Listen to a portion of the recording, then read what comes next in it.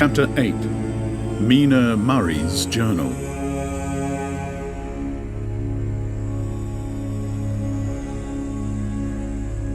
Same day, 11 o'clock p.m. Oh, but I am tired. If it were not that I had made my diary a duty, I should not open it tonight. We had a lovely walk. Lucy, after a while, was in gay spirits, owing, I think, to some dear cows who came nosing up towards us in a field close to the lighthouse and frightened the wits out of us. I believe we forgot everything, except, of course, personal fear, and it seemed to wipe the slate clean and give us a fresh start. We had a capital severe tea at Robin Hood's Bay in a sweet little old-fashioned inn, with a bow window right over the seaweed-covered rocks of the Strand. I believe we should have shocked the new woman with our appetites. Men are more tolerant, bless them. Then we walked home, with some, or rather many, stoppages to rest, and with our hearts full of a constant dread of wild bulls. Lucy was really tired, and we intended to creep off to bed as soon as we could. The young curate came in, however, and Mrs. Westenra asked him to stay for supper. Lucy and I had both a fight for it with the dusty miller. I know it was a hard fight on my part, and I am quite heroic. I think that some day the bishops must get together and see about breeding up a new class of curates who don't take supper, no matter how hard they may be pressed to, and who will know when girls are tired. Lucy is asleep and breathing softly. She has more colour in her cheeks than usual, and looks, oh, so sweet. If Mr. Homewood fell in love with her seeing her only in the drawing-room, I wonder what he would say if he saw her now. Some of the new women writers will some day start an idea that men and women should be allowed to see each other asleep before proposing and accepting, but I suppose the new woman won't condescend in future to accept. She will do the proposing herself, and a nice job she will make of it too. There's some consolation in that. I am so happy tonight, because dear Lucy seems better. I really believe she has turned the corner, and that we are over her troubles with dreaming. I should be quite happy if I only knew if Jonathan, God bless and keep him. 11th of August. Diary again. No sleep now, so I may as well write. I am too agitated to sleep. We have had such an adventure, such an agonizing experience. I fell asleep as soon as I had closed my diary. Suddenly I became broad awake, and sat up with a horrible sense of fear upon me, and of some feeling of emptiness around me. The room was dark, so I could not see Lucy's bed. I stole across and felt for her. The bed was empty. I lit a match, and found that she was not in the room. The door was shut, but not locked as I had left it. I feared to wake her mother, who has been more than usually ill lately, so threw on some clothes and got ready to look for her. As I was leaving the room, it struck me that the clothes she wore might give me some clue to her dreaming intention. Dressing gown would mean house, dress outside. Dressing gown and dress were both in their places. Thank God, I said to myself. She cannot be far, as she is only in her nightdress. I ran downstairs and looked in the sitting room. Not there. Then I looked in all the other rooms of the house, with an ever-growing fear chilling my heart. Finally, I came to the hall door and found it open. It was not wide open, but the catch of the lock had not caught.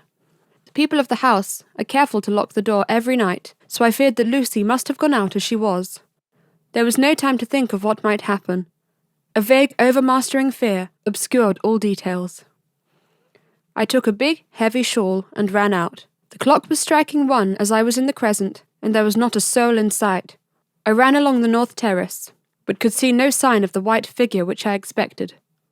At the edge of the west cliff above the pier, I looked across the harbour to the east cliff, in the hope, or fear, I don't know which, of seeing Lucy in our favourite seat. There was a bright full moon, with heavy black driving clouds, which threw the whole scene into a fleeting diorama of light and shade as they sailed across. For a moment or two, I could see nothing, as the shadow of a cloud obscured St. Mary's Church and all around it.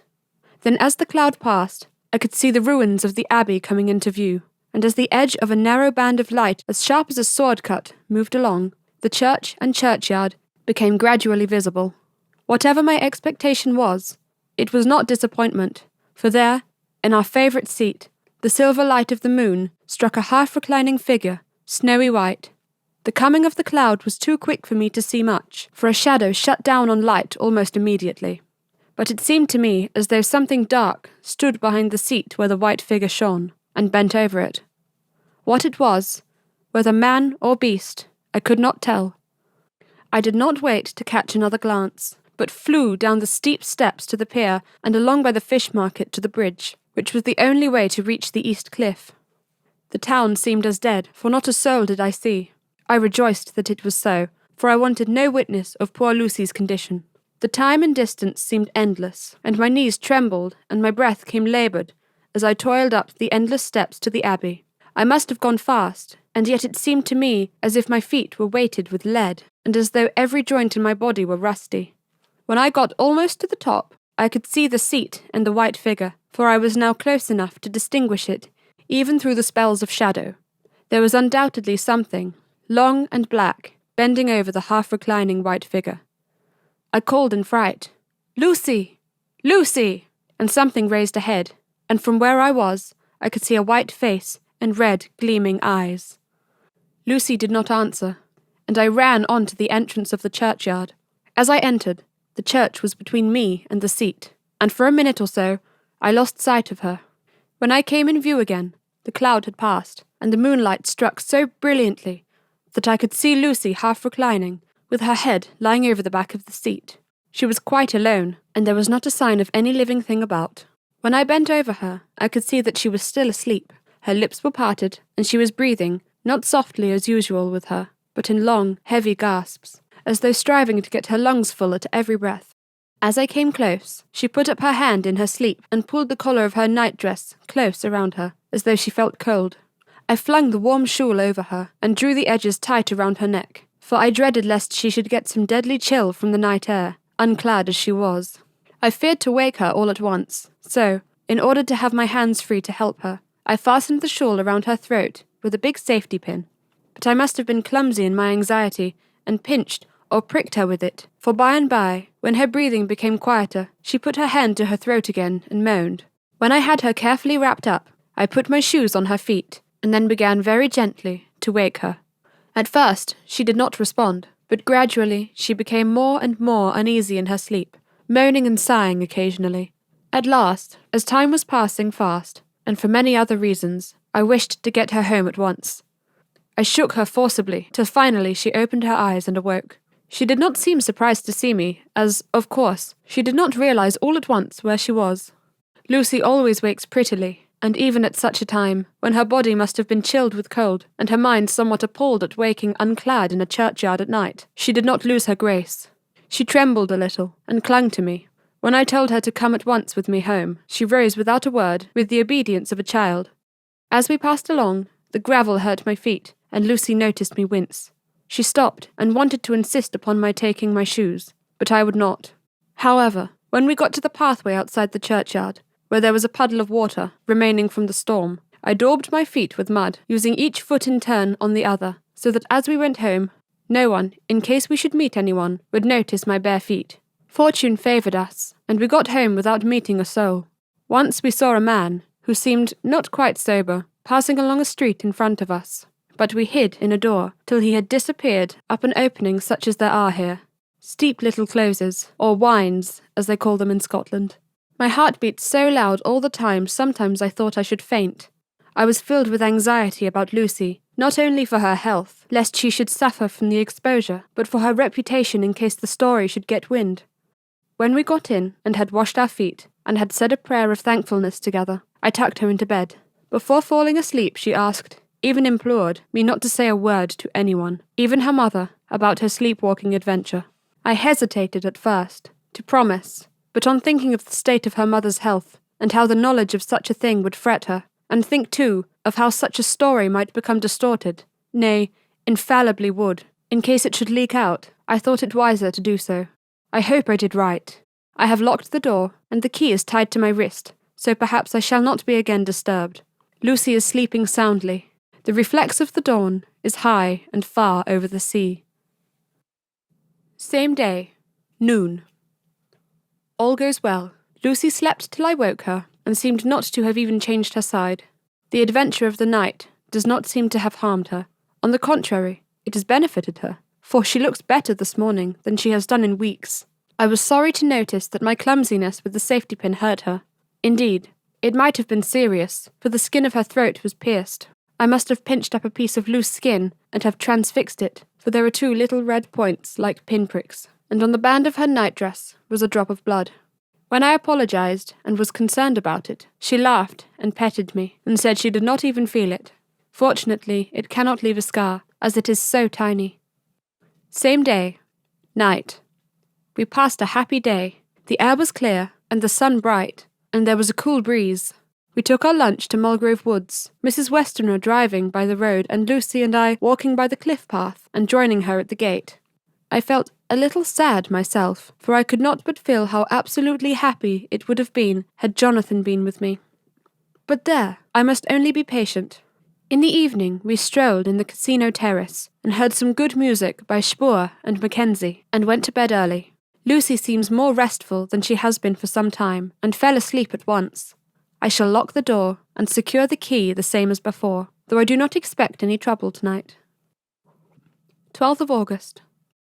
My expectations were wrong, for twice during the night I was wakened by Lucy trying to get out.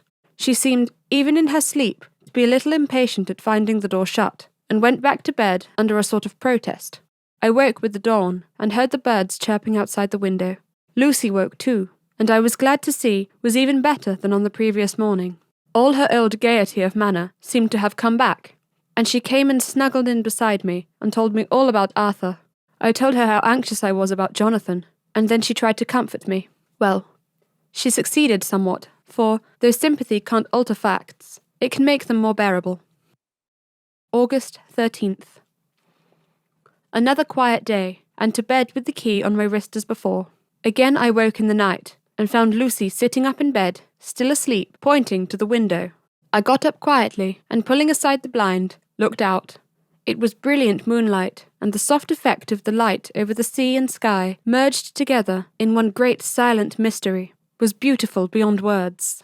Between me and the moonlight flitted a great bat, coming and going in great whirling circles.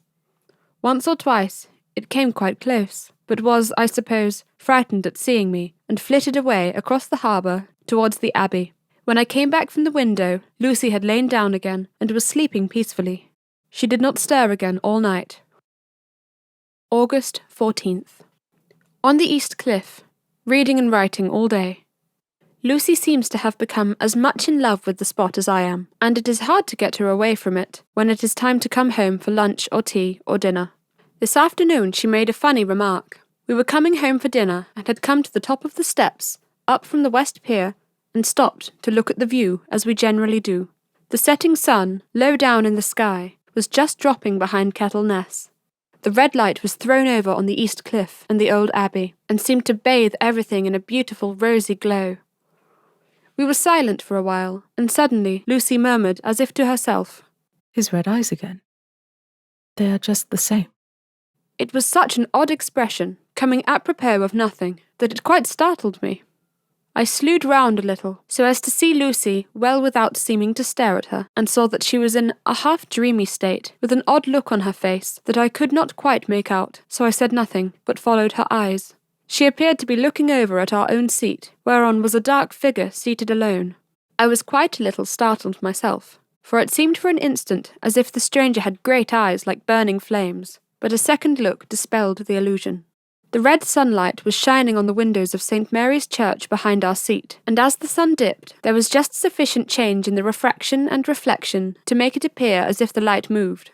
I called Lucy's attention to the peculiar effect, and she became herself with a start, but she looked sad all the same. It may have been that she was thinking of that terrible night up there. We never refer to it, so I said nothing, and we went home to dinner. Lucy had a headache, and went early to bed. I saw her asleep, and went out for a little stroll myself.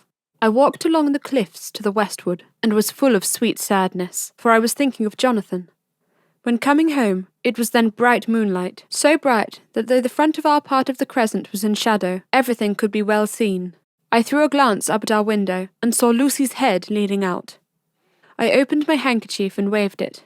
She did not notice, or make any movement whatsoever. Just then, the moonlight crept round an angle of the building, and the light fell on the window.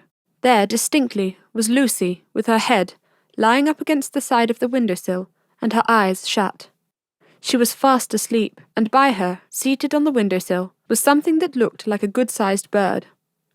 I was afraid she might get a chill, so I ran upstairs, but as I came into the room, she was moving back to her bed, fast asleep, and breathing heavily.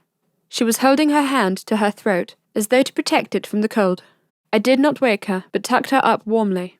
I have taken care that the door is locked and the window securely fastened. She looks so sweet as she sleeps, but she is paler than is her wont, and there is a drawn, haggard look under her eyes which I do not like. I fear she is fretting about something.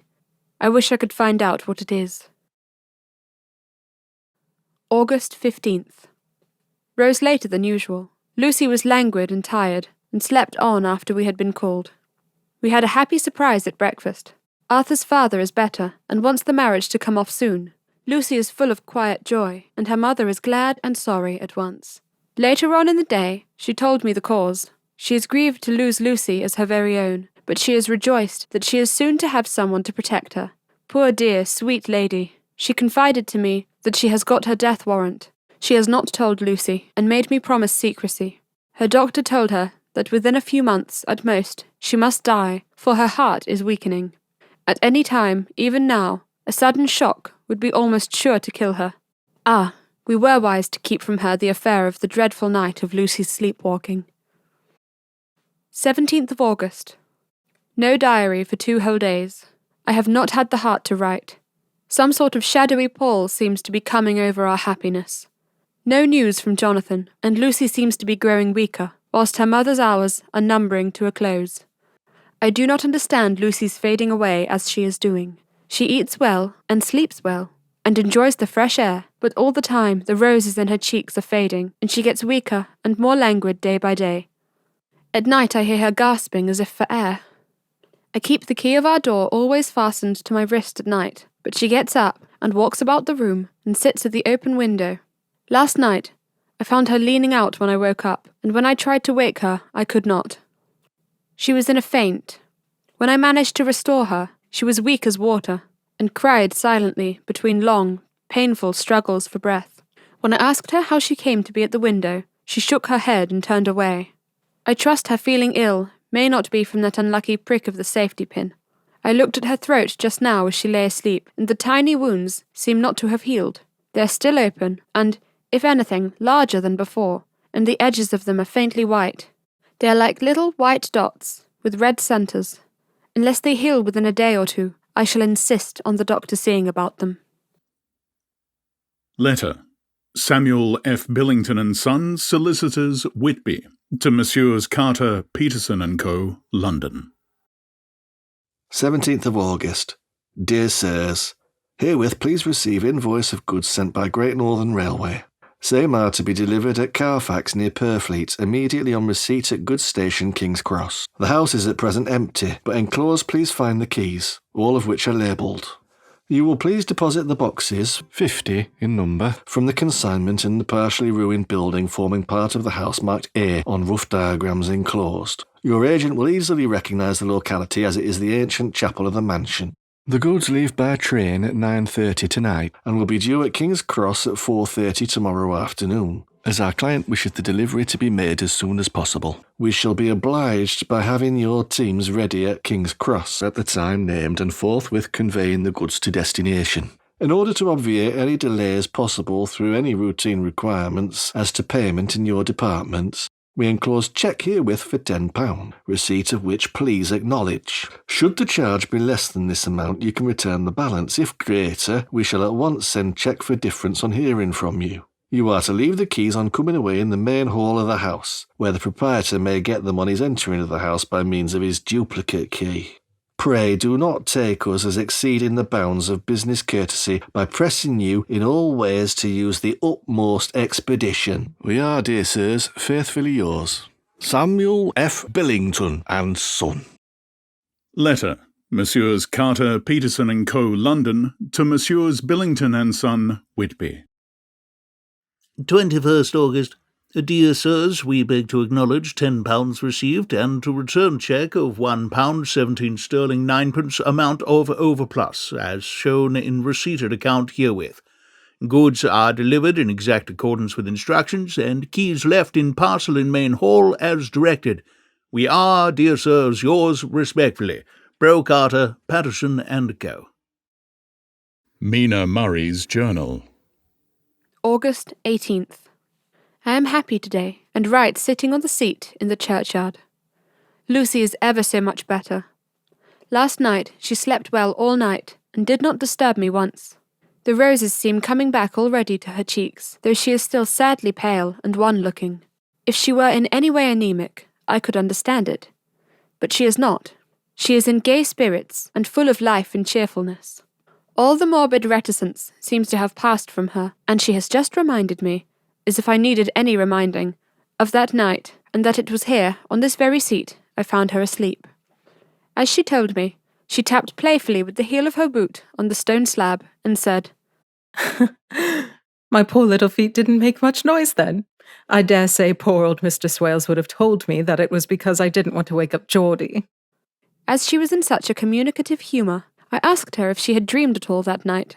Before she answered, that sweet, puckered look came into her forehead, which Arthur, I call him Arthur from her habit, says he loves, and indeed, I don't wonder that he does.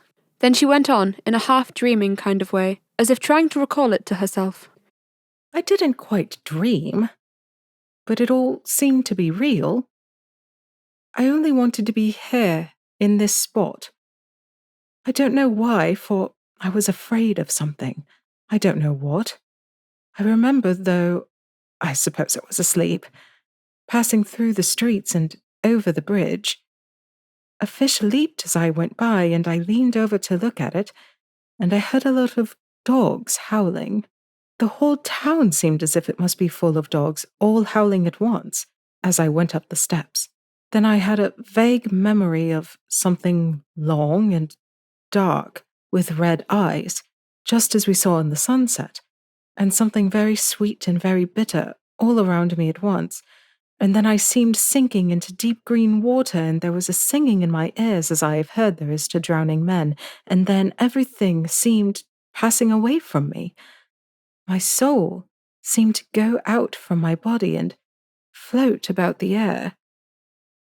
I seem to remember that once the West Lighthouse was right under me, and then there was a sort of agonizing feeling as if I were in an earthquake. And I came back and found you shaking my body. I saw you do it before I felt you. Then she began to laugh. It seemed a little uncanny to me, and I listened to her breathlessly. I did not quite like it, and thought it better not to keep her mind on the subject, so we drifted on to another subject, and Lucy was like her old self again. When we got home, the fresh breeze had braced her up, and her pale cheeks were really more rosy. Her mother rejoiced when she saw her, and we spent a very happy evening together. August 19th. Joy, joy, joy! Although not all joy. At last, news of Jonathan. The dear fellow has been ill, that is why he did not write. I am not afraid to think it, or to say it, now that I know. Mr. Hawkins sent me on the letter, and wrote himself oh so kindly. I am to leave in the morning, and go over to Jonathan, and to help to nurse him if necessary, and to bring him home.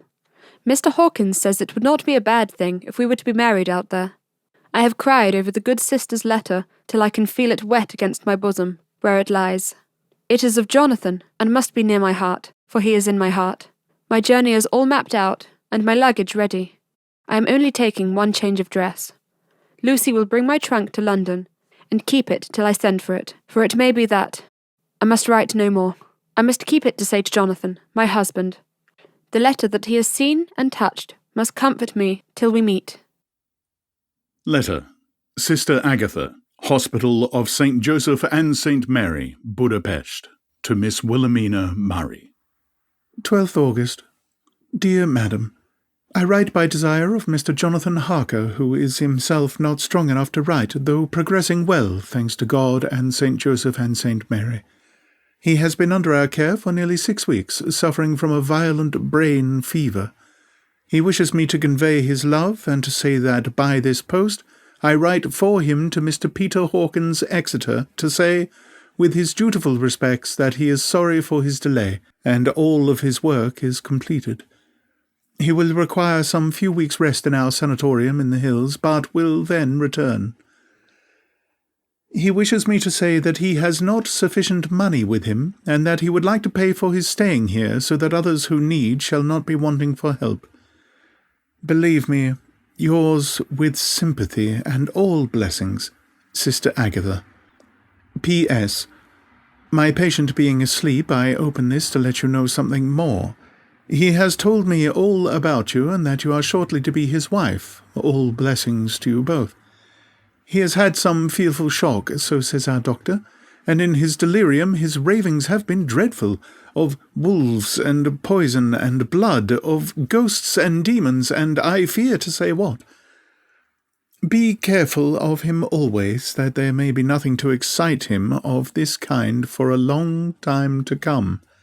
The traces of such an illness as his do not lightly die away. We should have written long ago, but we knew nothing of his friends, and there was nothing on him, nothing that anyone could understand. He came in the train from Klausberg, and the guard was told by the station-master there that he rushed into the station shouting for a ticket for home. Seeing from his violent demeanour that he was English, they gave him a ticket for the furthest station on the way thither that the train reached. Be assured that he is well cared for. He has won all hearts by his sweetness and gentleness. He is truly getting on well, and I have no doubt will in a few weeks be all himself. But be careful of him for safety's sake. There are, I pray God and St. Joseph and St. Mary, many, many happy years for you both. Dr. Seward's Diary. 19th of August. Strange and sudden change in Renfield last night. About 8 o'clock he began to get excited and sniff about as a dog does when setting. The attendant was struck by his manner and, knowing my interest in him, encouraged him to talk. He is usually respectful to the attendant and at times servile, but tonight, the man tells me, he was quite haughty, would not condescend to talk with him at all. All he would say was, I don't want to talk to you. You don't count now. The master is at hand. The attendant thinks it is some sudden form of religious mania which has seized him. If so, we must look out for squalls. For a strong man with homicidal and religious mania at once might be dangerous. The combination is a dreadful one. At 9 o'clock I visited him myself. His attitude to me was the same as to that of the attendant. In his sublime self-feeling, the difference between myself and the attendant seemed to him as nothing. It looks like religious mania, and he will soon think that he himself is God. These infinitesimal distinctions between man and man are too paltry for an omnipotent being. How these madmen give themselves away! The real God taketh heed lest a sparrow fall. But the God created from human vanity sees no difference between an eagle and a sparrow. Oh, if men only knew! For half an hour or more, Renfield kept getting excited in greater and greater degree. I did not pretend to be watching him, but I kept strict observation all the same. All at once that shifty look came into his eyes, which we always see when a madman has seized an idea, and with it the shifty movement of the head and back, which asylum attendants come to know so well. He became quite quiet, and went and sat on the edge of his bed resignedly, and looked into space with lacklustre eyes. I thought I would find out if his apathy were real or only assumed, and try to lead him to talk of his pets, a theme which had never failed to excite his attention. At first he made no reply, but at length said testily, Bother them all. I don't care a pin about them. What? I said. You don't mean to tell me you don't care about spiders? Spiders, at present, are his hobby, and the notebook is filling up with columns of small figures. To this he answered enigmatically, The bride maidens rejoice the eyes that wait the coming of the bride, but when the bride draweth near, then the maidens shine not to the eyes that are filled. He would not explain himself, but remained obstinately seated on his bed all the time I remained with him. I am weary tonight and low in spirits. I cannot but think of Lucy and how different things might have been. If I don't sleep at once, chloral, the modern Morpheus, I must be careful not to let it grow into a habit. No, I shall take none tonight. I have thought of Lucy, and I shall not dishonour her by mixing the two. If need be, tonight shall be sleepless. Later. Glad I made the resolution, gladder that I kept to it. I had lain, tossing about, and had heard the clock strike only twice, when the night watchman came to me, sent up from the ward to say that Renfield had escaped. I threw on my clothes and ran down at once. My patient is too dangerous a person to be roaming about. Those ideas of his might work out dangerously with strangers. The attendant was waiting for me. He said he had seen him not 10 minutes before, seemingly asleep in his bed, when he had looked through the observation trap in the door. His attention was called by the sound of the window being wrenched out. He ran back and saw his feet disappear through the window and had at once sent up for me. He was only in his night gear and cannot be far off. The attendant thought it would be more useful to watch where he should go than to follow him, as he might lose sight of him whilst getting out of the building by the door. He is a bulky man, and couldn't get through the window. I am thin, so with his aid I got out, but feet foremost, and as we were only a few feet above ground, landed unhurt. The attendant told me the patient had gone to the left and had a straight line, so I ran as quickly as I could. As I got through the belt of trees, I saw a white figure scale the high wall which separates our grounds from those of the deserted house. I ran back at once, told the watchman to get 3 or 4 men immediately and follow me into the grounds of Carfax, in case our friend might be dangerous. I got a ladder myself and, crossing the wall, dropped down on the other side. I could see Renfield's figure just disappearing behind the angle of the house, so I ran after him. On the far side of the house I found him pressed close against the old iron-bound oak door of the chapel. He was talking, apparently to someone, but I was afraid to go near enough to hear what he was saying, lest I might frighten him and he should run off. Chasing an errant swarm of bees is nothing to following a naked lunatic when the fit of escaping is upon him. After a few minutes, however, I could see that he did not take note of anything around him, and so ventured to draw nearer to him, the more so as my men had now crossed the wall and were closing him in. I heard him say, "I am here to do your bidding, master. I am your slave, and you will reward me, for I shall be faithful. I have worshipped you long and afar off.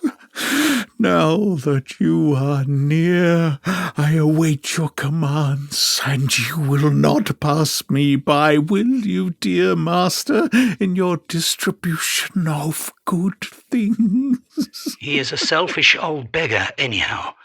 He thinks of the loaves and fishes even when he believes he is in a real presence.